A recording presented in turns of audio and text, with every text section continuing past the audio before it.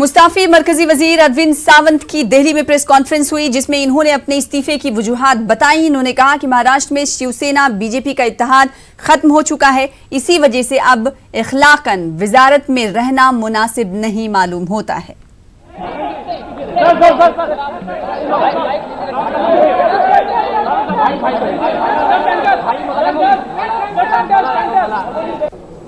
आज आप जानते हो कि 30 मई को मैंने इस देश के मंत्री पद की शपथ ग्रहण की थी।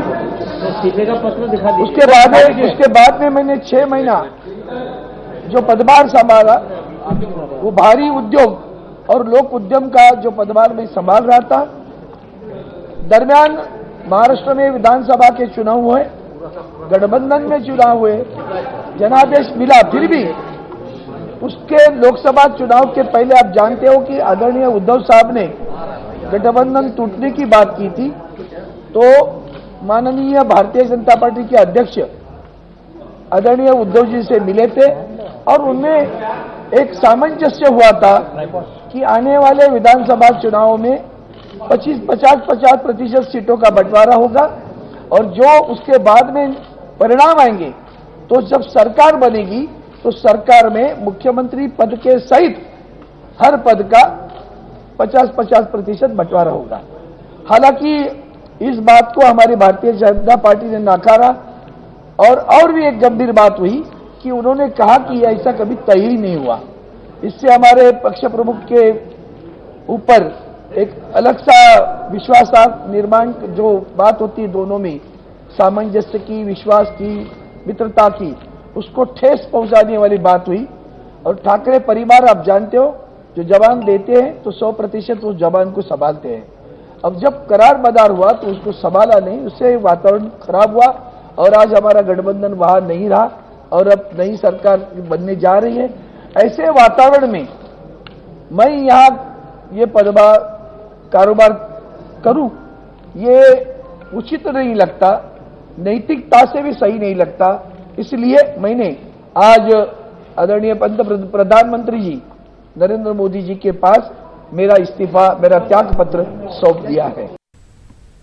उधर कांग्रेस वर्किंग कमेटी की मीटिंग खत्म हो गई। सोनिया गांधी ने महाराष्ट्र कांग्रेस लीडरों को मशवरे के लिए दिल्ली तलब किया है। शाम 4 बजे ये मीटिंग होगी। मीटिंग में एनसीपी शिवसेना की मुजव्वजा इत्तेहादी हुकूमत की हिमायत करने पर गौर किया जाएगा। वाज़ेह है कि महाराष्ट्र में हुकूमत साजी के लिए शिवसेना के पास भी आज शाम 7 बजे तक का वक्त है। इस बीच उद्धव ठाकरे ने शरद पवार से मुलाकात भी की है। तो महाराष्ट्र में हुकूमत साजी को लेकर उद्धव ठाकरे शरद पवार से मिलने पहुंचे। हुकूमत साजी के मामले में दोनों लीडरों के दरमियान बातचीत जारी है। इस खबर पर मजीद अपडेट हासिल करेंगे, रुख करेंगे मुंबई का। हमारे साथ हमारे नुमाइंदे वसीम अंसारी जुड़ रहे हैं मुंबई से। वसीम, बताइएगा क्या ये मुलाकात शरद पवार से शिवसेना सरबराह उद्धव ठाकरे की जारी है? क्या कुछ तफसीलात बाहर निकल कर आ पाई?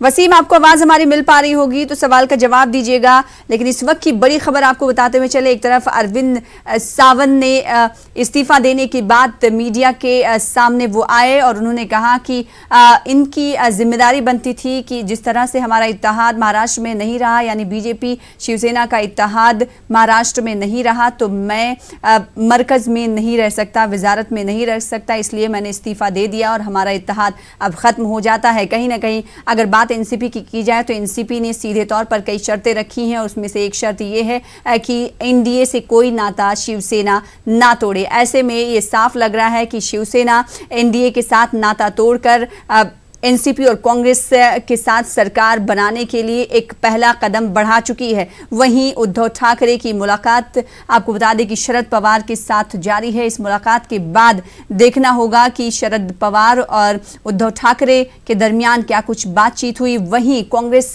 की तरफ से भी आज सुबह मीटिंग की गई थी कि कांग्रेस क्या कुछ लाएअमल मुरतब करेगी।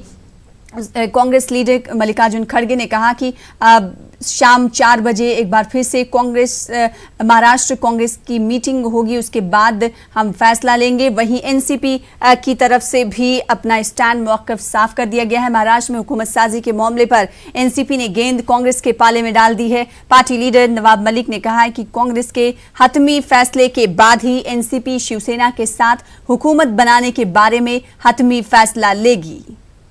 महाराष्ट्र में पर्यायी सरकार बनाने के लिए राष्ट्रवादी कांग्रेस पार्टी के महत्वपूर्ण नेताओं की बैठक हुई। हमने 2 घंटा चर्चा की और हमने प्रतीक्षा की कि कांग्रेस के CWC में क्या निर्णय हो रहा है। हमें जानकारी मिली कि कांग्रेस ने ये निर्णय लिया है कि 4 बजे महाराष्ट्र के जो उनके इम्पोर्टेंट लीडर्स हैं उनके साथ पुनः चर्चा करके वे निर्णय लेने वाले हैं।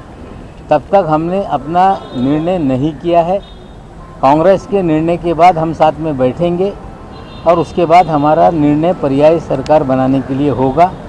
जब तक कांग्रेस का निर्णय नहीं होता हमारा कोई निर्णय हम लेने वाले नहीं हैं।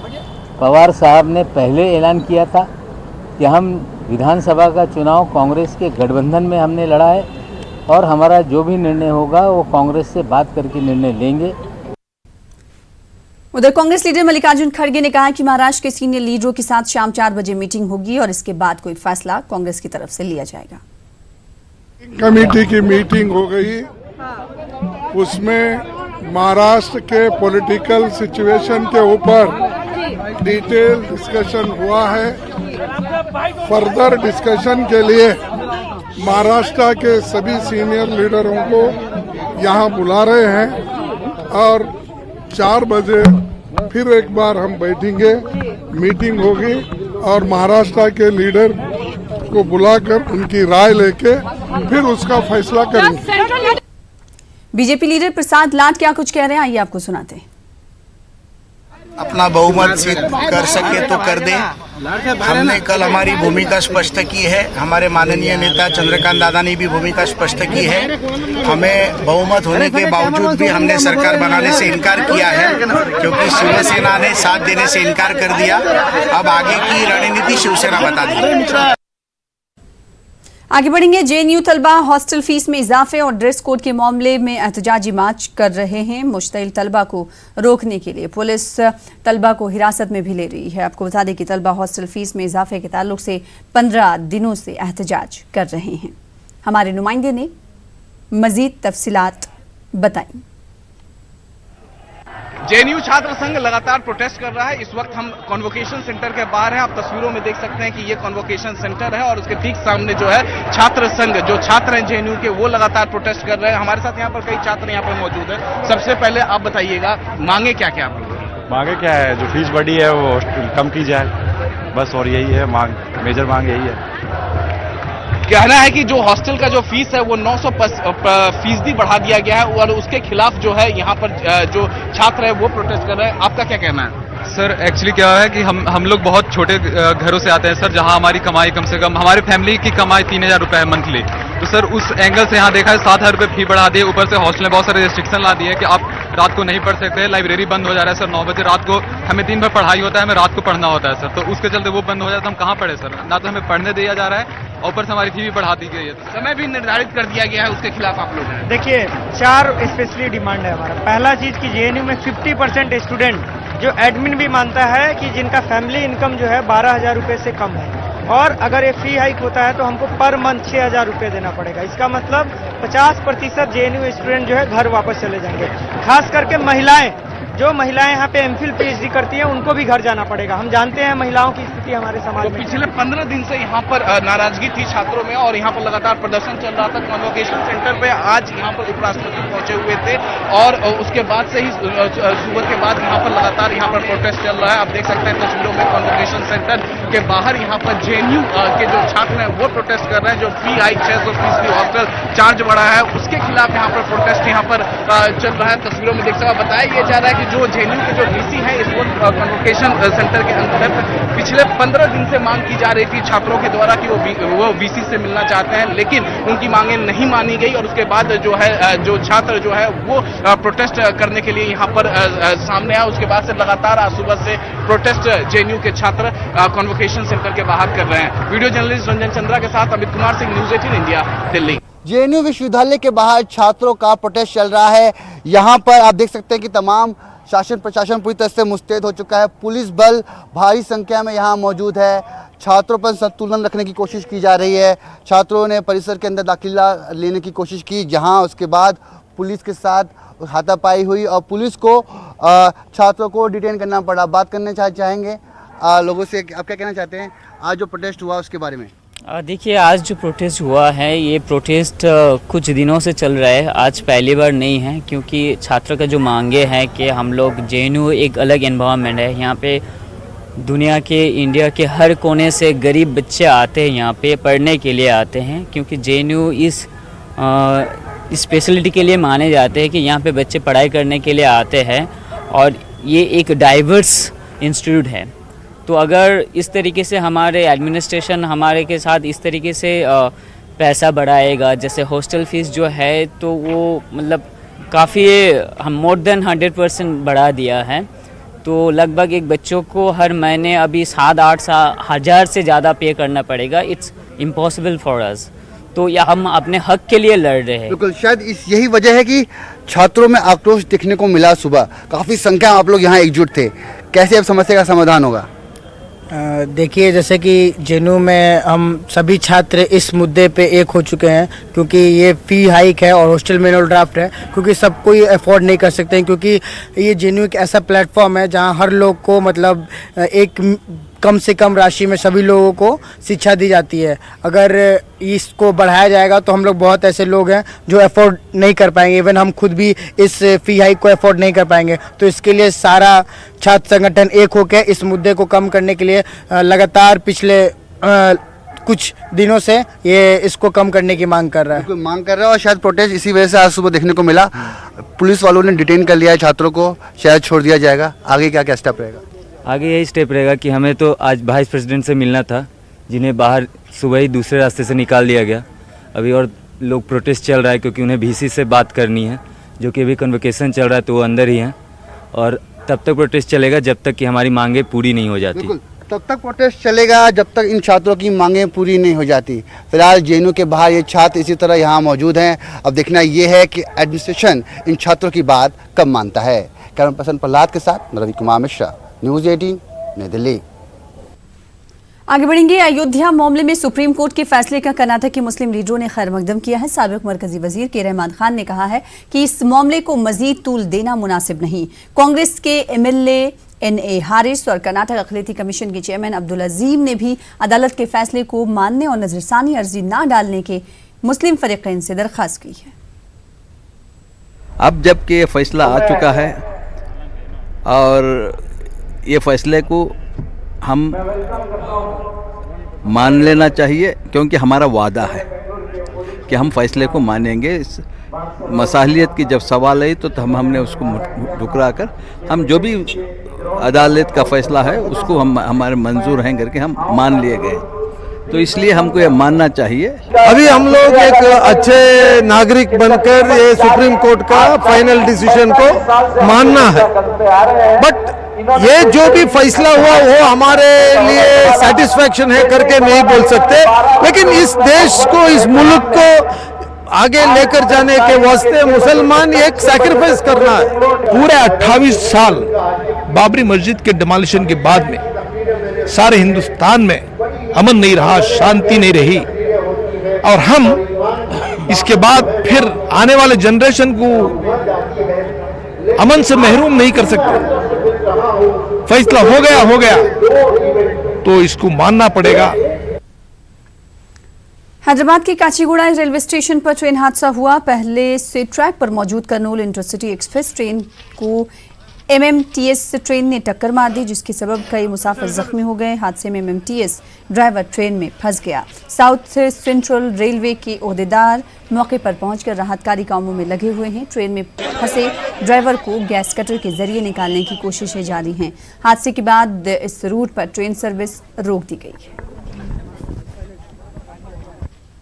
कर्नूल इंटरसिटी एक्सप्रेस में बैठा, फलकनुमा रेलवे स्टेशन से बैठ के यहाँ पर आ रहे थे। डेली इसको काशीगुड़ा रेलवे स्टेशन से पहले ही सिग्नल मिलता, कहीं भी सिग्नल नहीं मिलता। सिग्नल मिलते ही ये स्टॉप हुई। मैं इसमें एक्सप्रेस में आया, सिग्नल मिली, स्टॉप हुई।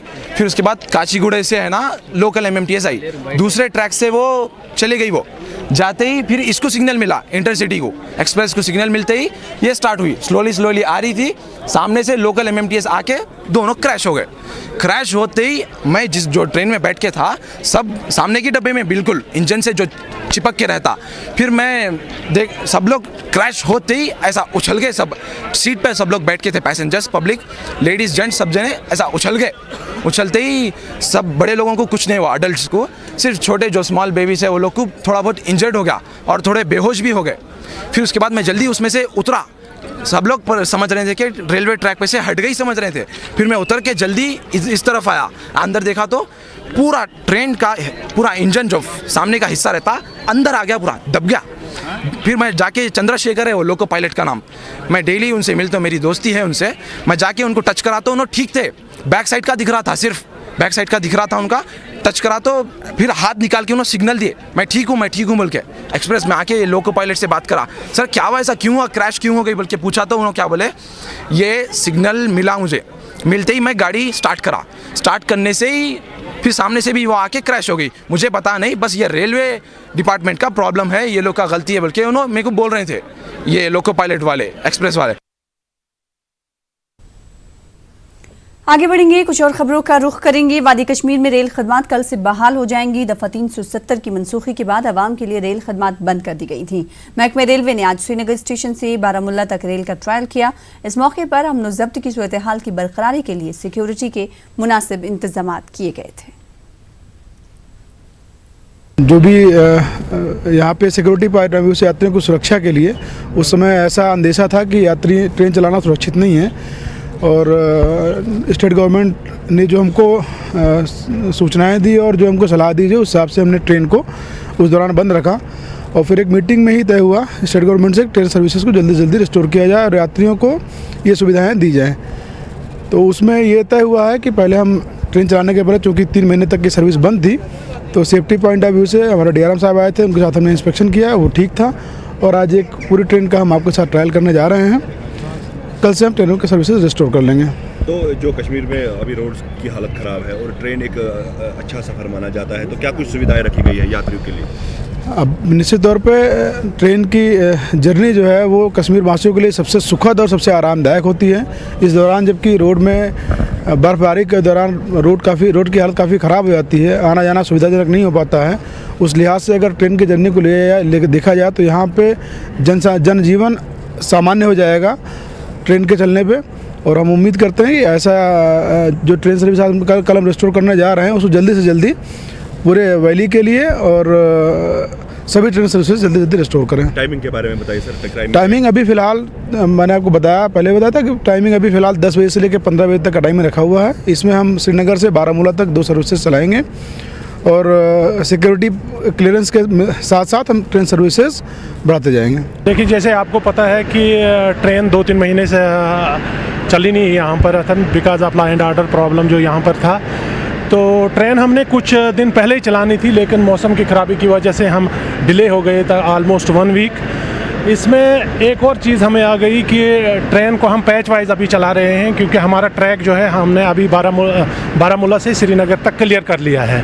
तो हमारी जो ट्रेन है अभी श्रीनगर से बारामूला तक चलेगी 1-2 दिन के लिए, और अकॉर्डिंगली हम ये वाला जो ट्रैक है श्रीनगर से बानाल के लिए ये भी हम क्लियर कर लेंगे और 1-2 दिन के बाद ये भी रिस्टोर हो जाएगी। सर, क्या कुछ सिक्योरिटी अरेंजमेंट किए गए हैं? सिक्योरिटी अरेंजमेंट पूरे किए गए हैं, इसमें सिक्योरिटी की कोई प्रॉब्लम नहीं है, सिक्योरिटी अरेंजमेंट इन प्लेस है। करीबन 100 दिन के बाद आज रेलवे अथॉरिटीज़ की तरफ से ट्रेन सर्विस की ट्रायल ली जा रही है। हम इस वक्त बडगाम स्टेशन पे मौजूद है। आप देख सकते हैं कि ट्रेन बारामूला की तरफ रवाना हो चुकी है। सिक्योरिटी के माकूल इंतजाम है। कल से जो है ट्रेन सर्विस को पूरी तौर पे बहाल किया जाएगा। मुसाफिरों के लिए रेलवे को काफ़ी सारा नुकसान भी उठाना पड़ा, लेकिन इसके बीच जो आज यहाँ पे ट्रेन सर्विस को फिर से एक बार बहाल कर दिया गया है। Samiullah, network 18, Budgam railway station. आप भी आज बिहार को नया चीफ जस्टिस मिला है। पटना में जस्टिस संजय ने ओहदे का हलफ लिया। पटना के राजभवन में हलफ बर्दारी की तकरीब का इनेकाद किया गया। गवर्नर पी चौहान ने जस्टिस संजय को हलफ दिलाया।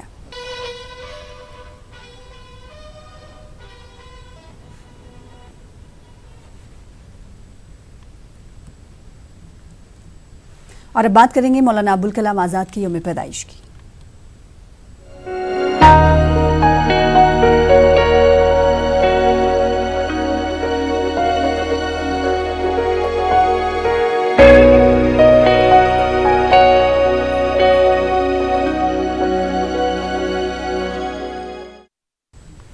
जंग आज़ादी के अजीम रहनुमा, मुफक्किर, सहाफ़ी, शायर, अदीब और बेबाक मुकर्रिर मौलाना अबुल कलाम आज़ाद का आज यौम पैदाइश है। 2008 से हर साल 11 नवंबर को कौमी यौम तालीम के तौर पर मनाया जाता है।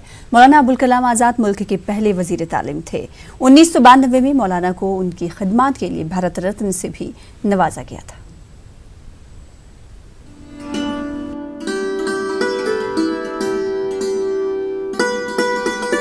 मौलाना अबुल कलाम आजाद एक अजीम खतीब, जबरदस्त सहाफ़ी, मुज्तहिद, अजीम दानिश्वर, बुलंद पाया मुफक्किर, फलसफी और जंग आज़ादी के अजीम कौमी रहनुमा थे।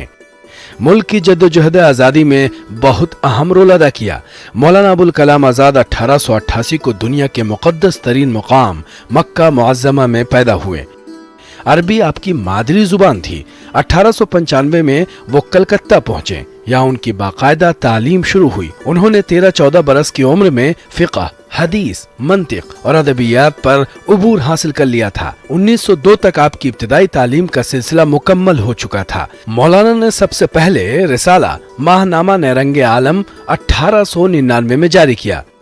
उस वक्त मौलाना की उम्र सिर्फ 11 बरस थी। 1909 में लिसानुस्सिद्क़ माहनामा रिसाला का पहला शुमारा कलकत्ता से शाये हुआ। मौलाना ने 31 जुलाई 1906 को हफ्त रोजा अल हिलाल का पहला शुमारा शाये किया। इसका अहम मकसद हिंदुओं और मुसलमानों में इत्तेहाद पैदा करना था। अल हिलाल मुसलमानों की मिल्ली गैरत, ईमानी हरारत और मजहबी हमीयत का बड़ा महाज बन गया। अल हिलाल में अदबी, इल्मी, सियासी और तारीखी मज़ामीन शाये होते थे। समाजी व तहजीबी मसाइल पर इजहार ख्याल होता।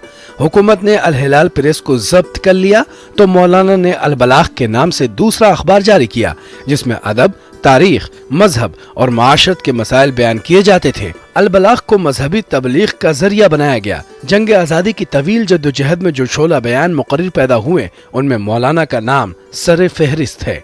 मौलाना एक बेबाक मुकर्रिर थे। जब वो किसी मौजू पर बात करते थे तो उनका एक खास पुरवकार और पुरजलाल अंदाज जाहिर होता था। मौलाना अबुल कलाम आज़ाद ने तहरीक आदम ताउन, हिंदुस्तान छोड़ो और खिलाफत तहरीक में भी हिस्सा लिया। गांधी जी के फलसफे अदम तशद्दुद से वो बहुत मुतासिर थे। हिंदुस्तान की आज़ादी के बाद मौलाना आज़ाद मुल्क के वजीर तालीम बनाए गए। उन्होंने वजीर तालीम की हैसियत से बहुत अहम कारनामे अंजाम दिए। यूनिवर्सिटी ग्रांड कमीशन और दीगर तकनीकी, तहकीकी और सकाफती इदारे उन्हीं की देन है। मौलाना आज़ाद सिर्फ एक सियासतदान नहीं बल्कि एक साहिब तर्ज अदीब, बेहतरीन सहाफ़ी और मुफस्सिर थे। उन्होंने शायरी भी की, इंशाइये भी लिखे, साइंसी मज़ामीन भी तहरीर किए, इल्मी व तहकीकी मकालात भी लिखे, कुरान की तफसीर भी लिखी। गुबार खातिर, तज़किरा, तर्जुमानुल कुरान उनकी अहम तसानीफ हैं। मौलाना आज़ाद आखिरी दम तक मुल्क की आला और फन्नी तालीम के लिए हमेशा कोशा रहे। वहीं जदीद हिंदुस्तान की तामीर में मौलाना ने अहम हिस्सा अदा किया। आलम इस्लाम खुसूसन हिंदुस्तान की ये रोशन तरीन शमा 22 फरवरी 1958 को गुल हो गई और दिल्ली के परेड ग्राउंड में जामा मस्जिद और लाल किला के दरमियान उन्हें सपुर्दे खाक किया गया। Bureau report, news 18 Urdu. Delhi में मौलाना अबुल कलाम आज़ाद को खराज अक़ीदत पेश किया गया। इस साल सवाब के लिए दुआओं का भी एहतमाम किया गया। शाहनवाज हुसैन समेत कई अहम शख्सियात ने मौलाना आज़ाद की कब्र पर गुलहाए अक़ीदत पेश किए। दिल्ली के परेड ग्राउंड में जामा मस्जिद और लाल किले के दरमियान मौलाना अबुल कलाम आज़ाद की कब्र है। पंचायत के सामने, बल्कि जहाँ तक मेरी आवाज़ पहुँच सकती है वो ये मैं पहुँच।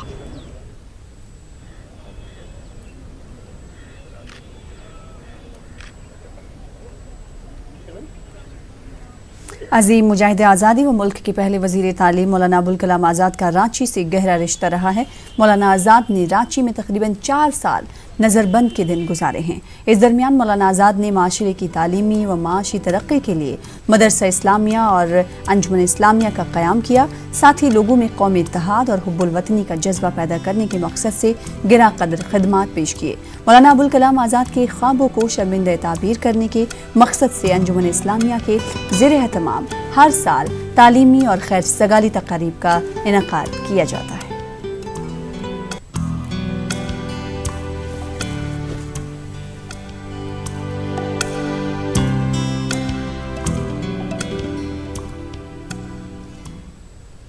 हांगकांग में मुजाहिरों का सिलसिला जारी है। आज जिला साई वान हो से फेसबुक के जरिए एक ऐसा वीडियो सामने आया है जिसमें हांगकांग पुलिस एहतजाजियों पर सीधे फायरिंग कर रही थी। फेसबुक लाइव के जरिए वीडियो में ये देखा गया कि एक पुलिस अफसर ने एक मास्क पहने हुए शख्स को पकड़ लिया और हथियार के निशाने पर उसका सर रख दिया।